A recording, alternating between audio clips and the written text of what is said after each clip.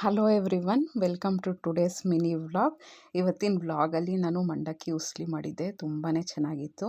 ಚಿತ್ರಾನ್ನದ ಗೊಜ್ಜು ಥರನೇ ಮಾಡ್ಕೋಬೇಕು, ಬಟ್ ಒಂದು ಮಿಕ್ಸಿ ಆಡಿಸ್ಕೋಬೇಕು. ಏನೆಂದರೆ ಕಾಯಿ, ಹಸಿಮೆಣ್ಸಿನ್ಕಾಯಿ, ಈರುಳ್ಳಿ ಇದಿಷ್ಟನ್ನು ಮಿಕ್ಸಿ ಮಾಡಿಕೊಂಡು ಕಾಯಿ ಸ್ವಲ್ಪ ಜಾಸ್ತಿನೇ ಹಾಕ್ಕೋಬೇಕು.